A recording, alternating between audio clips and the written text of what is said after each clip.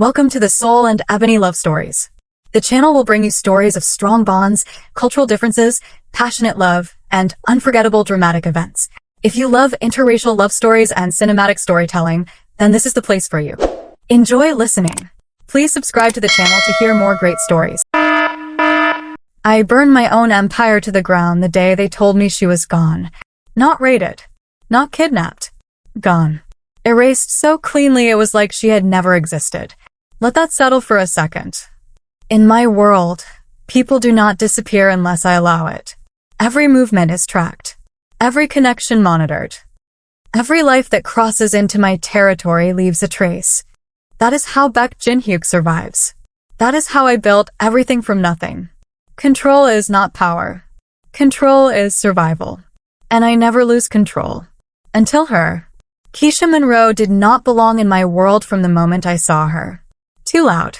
Too warm. Too alive. She laughed without permission. She spoke without fear. She looked at me like I was just a man, not something people whispered about when I walked into a room. To them, she was a problem the second she appeared. Not because she threatened the business. She did not know enough to do that. But because she changed me in ways they could not predict. I hesitated. That was the first sign. A delayed decision here. A second thought there. Small cracks in something that had never broken before. They saw it immediately. Of course they did. My family built this empire with me.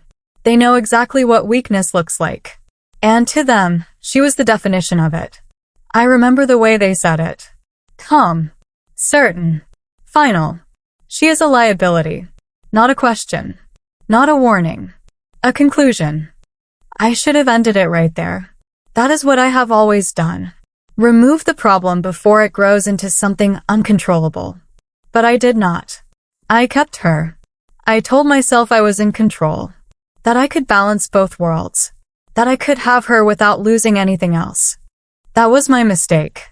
Because in my world, you do not get both. You choose. And I chose her without saying it out loud. That was enough. The day she disappeared started like any other. No warning. No sign that anything had shifted. Then she stopped answering my calls. That alone was wrong. She always answered. I sent people. Nothing. No record of her leaving. No cameras catching her movement. No witnesses. It was like she had been removed from reality itself. I felt it then. Not fear. Not yet. Something colder. Recognition. This was not random. This was deliberate. I went to them immediately. No pretense. No patience. Just truth. Where is she?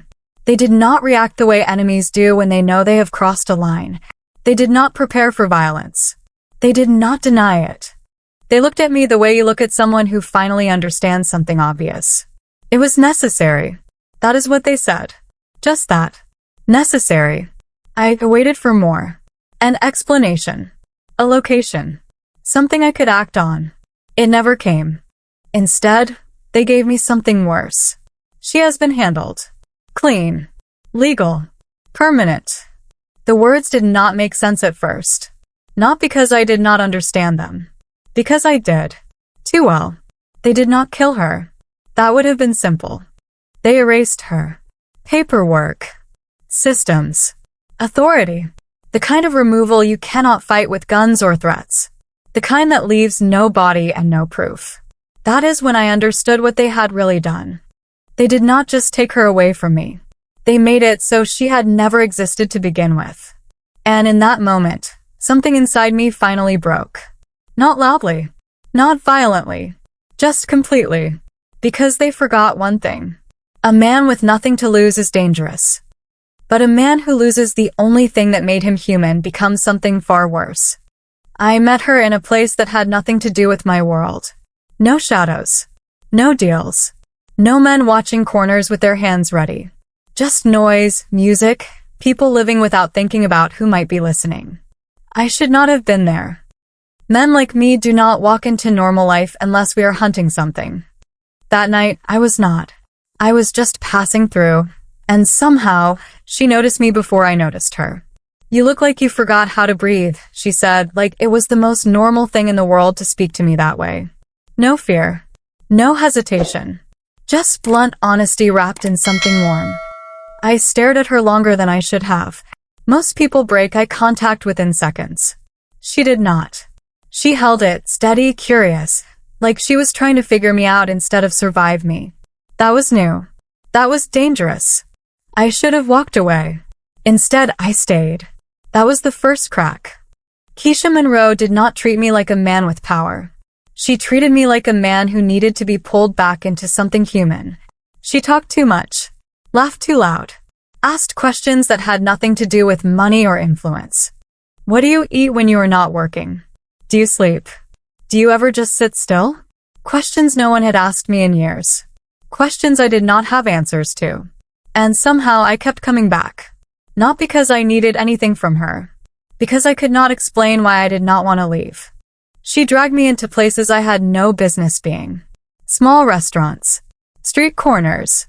Random late-night drives with no destination. I remember one night she forced me to sit on a curb and eat food out of a paper container like I was just another guy with nothing important waiting for him. I almost walked away. I almost reminded her who I was. But I did not. I sat there, and for a moment, I forgot everything else. That was the problem. She made me forget. Not my power. Not my responsibilities. Something deeper. The constant tension. The awareness that never turns off. Around her, it quieted. And silence like that is addictive when you have lived in noise your entire life. I started changing without realizing it. Small things at first. Delaying decisions I would normally make instantly. Choosing not to act when someone crossed a line. Giving second chances where I never had before. My men noticed. Of course they did. They always do. But they did not say anything at first. They waited. Watching. Measuring. That is how loyalty works in my world. It observes before it reacts. My family did not wait. They saw the pattern immediately. You are getting soft. It was said without emotion, like a diagnosis. I ignored it. Or I told myself I did. The truth is, I heard it clearly. I just chose not to care. Because for the first time in years, I felt something that did not come from control or fear. I felt normal. And I did not want to lose that. Keisha never asked me to change. That is the part people would not understand. She did not push. She did not demand. She simply existed in a way that made everything I was feel unnecessary. She called me by my name. Not my title. Not with respect or fear. Just Jinhyuk. Like it belonged to a person, not a reputation. The first time she said it, something in me paused. Names matter. In my world, names carry weight, power, consequence. The way she said mine stripped all of that away. It made it simple. It made it mine again. That was more dangerous than anything else she did. There were moments that should have ended everything. I missed meetings. Not entirely, but enough to shift timing. Enough to make others adjust around me instead of the other way around. I chose to stay with her instead of sitting at tables where decisions shaped entire networks. I told myself I could manage both. That I could balance control with something softer. That illusion does not last long in my world. One night, I received a call I would normally answer immediately. A situation escalating, one that required my presence. I looked at my phone. Then I looked at her. She was talking about something meaningless, something small, something that had nothing to do with survival or power. And I hesitated. Just a second. That was all it took. I let it ring once more before I picked up. When I finally answered, the damage was already done. A decision had been made without me. A line had been crossed. I fixed it quickly. I always do. But that was not the point. The point was that I had hesitated. And everyone who mattered saw it.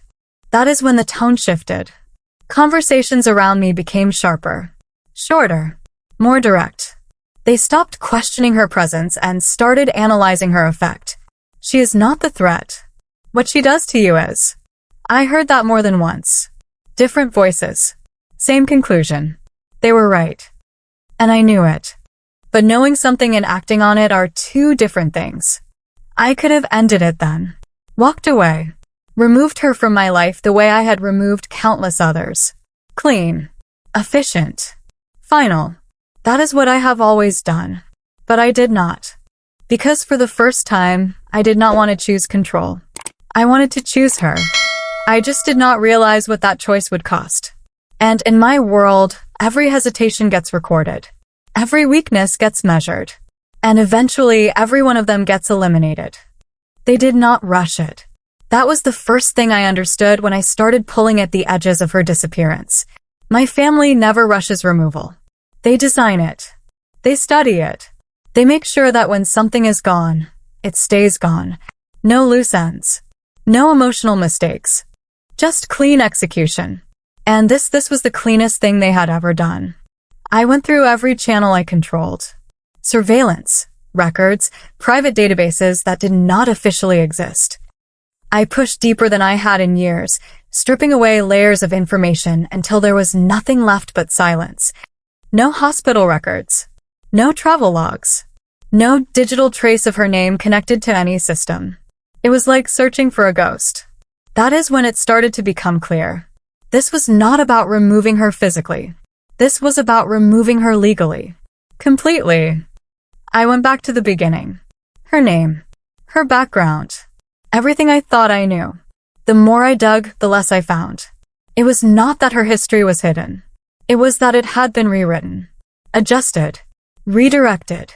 Pieces erased and replaced with something else. The kind of work that does not happen overnight. The kind of work that requires planning, authority, and patience. My family had started this long before I noticed anything was wrong. That realization did not make me angry. It made me precise. Anger is loud. Precision is deadly. Anger is loud. Precision is deadly. I went to them again. Not as a son. Not as someone asking for answers. As a man who was about to take something back. Where is she? My voice did not rise. It did not need to. The room was quiet, controlled, exactly the way they like it. They did not look surprised. They did not look concerned. They looked prepared. She has been relocated, one of them said. The words were chosen carefully. Neutral. Clean. Designed to close the conversation before it could begin. I stepped closer. That is not an answer. Another pause. Then the truth, or at least the version they were willing to give me. She was processed through legal channels. Documentation was adjusted. Status changed. She no longer exists within this country. Each word landed heavier than the last. Not because I did not understand them. Because I did. Too well. They did not drag her out of my life. They erased her from the system that allowed her to stay in it. Deportation. Identity manipulation. Paperwork signed by people who never ask questions as long as the right names are attached. Permanent removal without a single drop of blood. That is how you eliminate someone without consequences.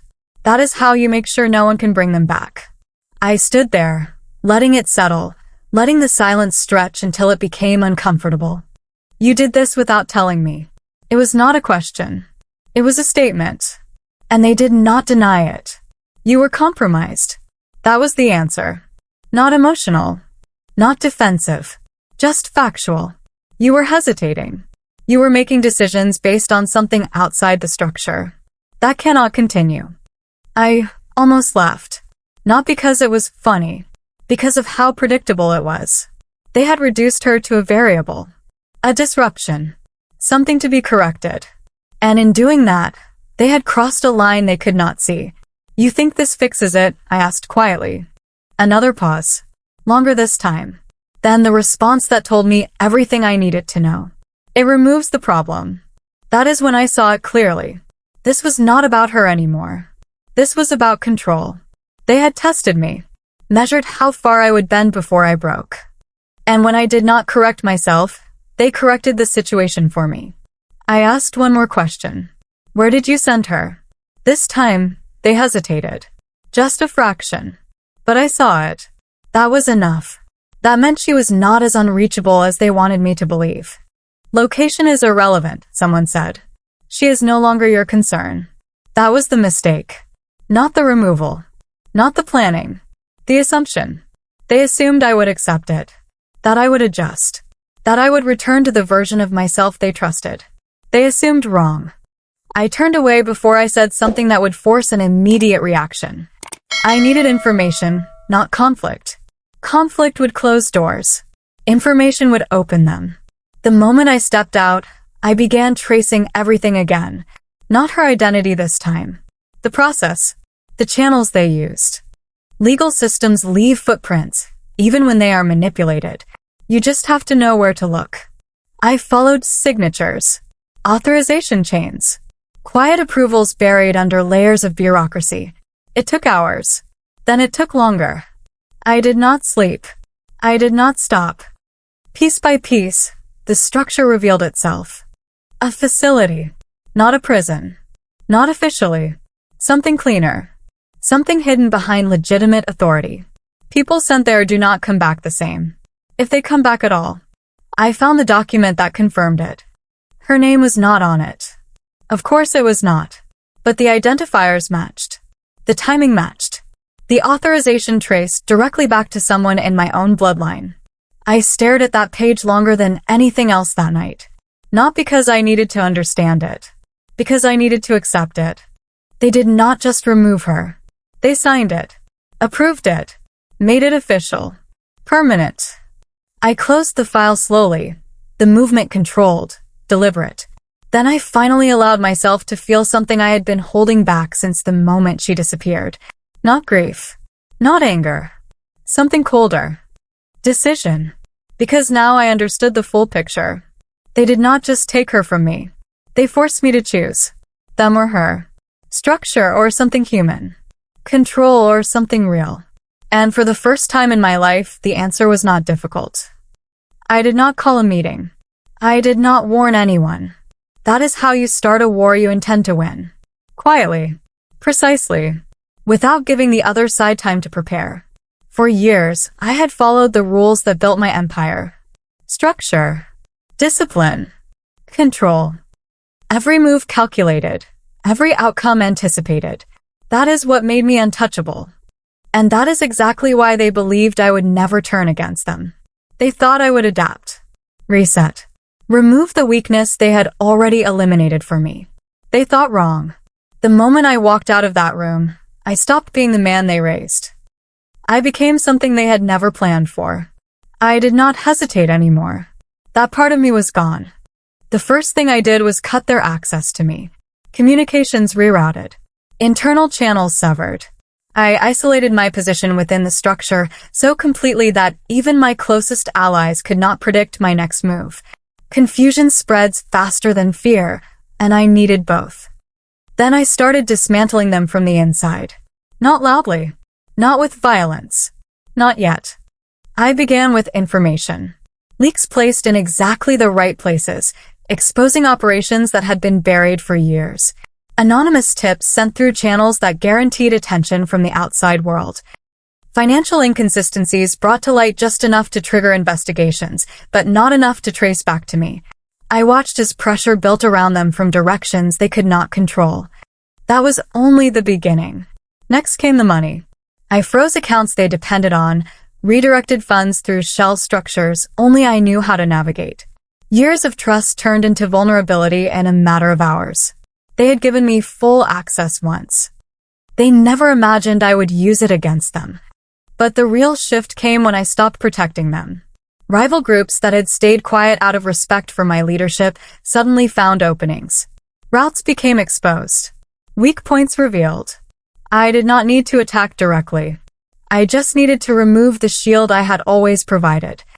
Chaos followed. Controlled chaos. Exactly the kind I had spent years preventing. And I let it happen. Because now it served me. Messages started coming in. Calls. Demands. Questions. What are you doing? Why is this happening? Fix it. I ignored all of them. For the first time, I let them feel what it was like to lose control. To hesitate. To realize that the system they trusted was no longer working in their favor. That is when they understood.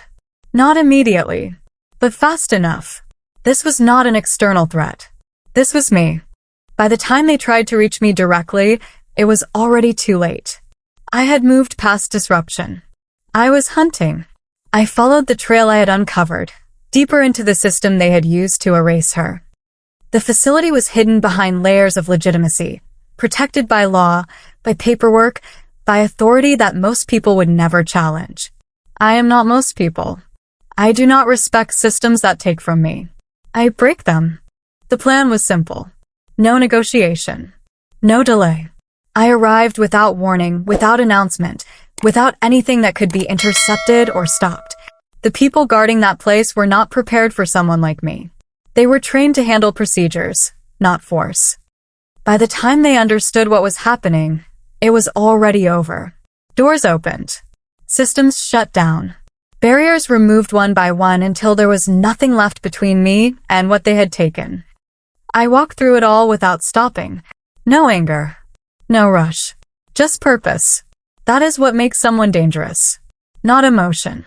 Clarity. When I finally found her, everything else disappeared. She was there. Still. Breathing. Real. But not untouched. Something in her had changed.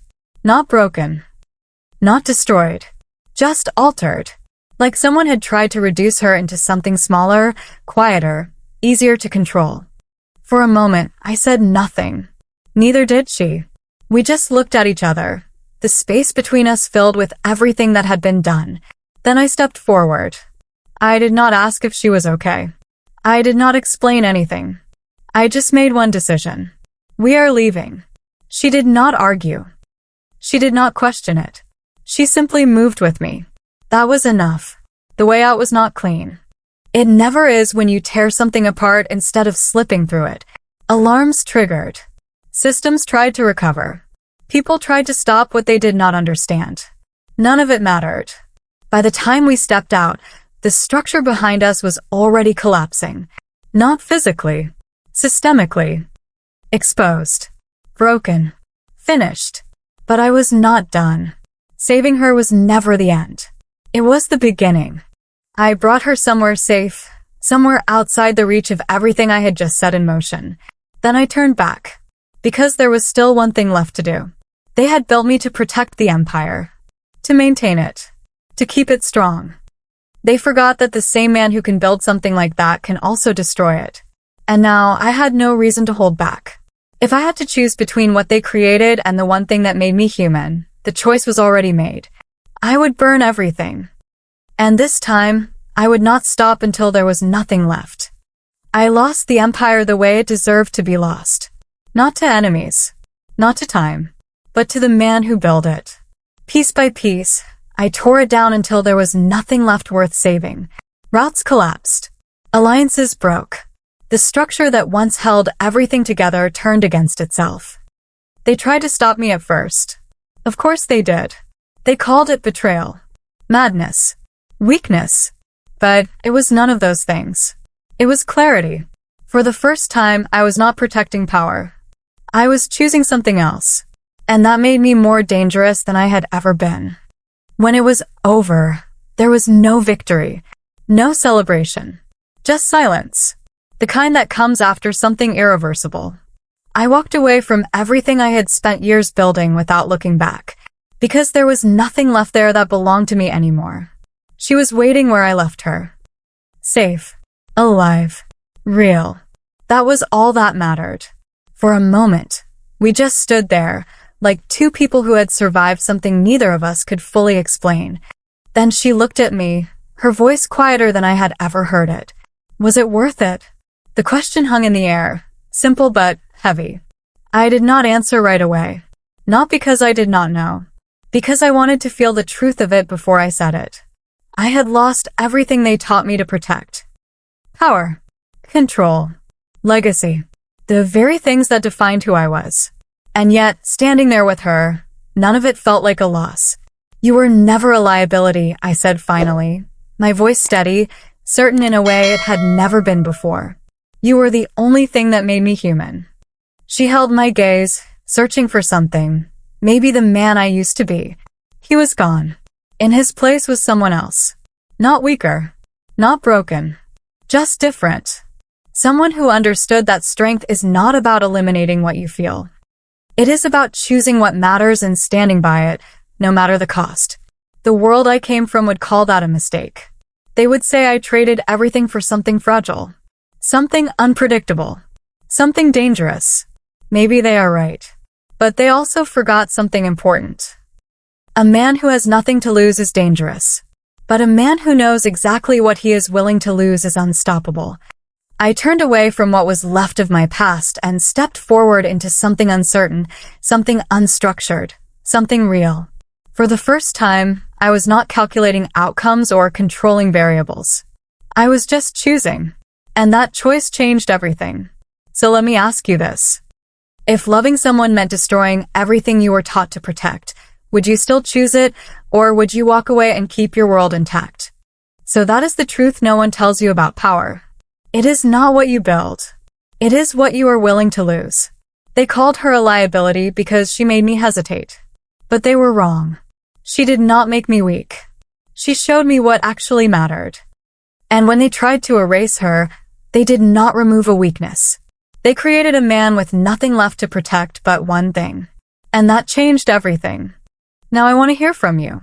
If you were in my place, would you destroy your entire world for the one person who made me human, or would you walk away and keep your power? Drop your thoughts in the comments. And if this story pulled you in, hit like, subscribe, and follow for more stories where love, power, and revenge collide in ways you will not forget.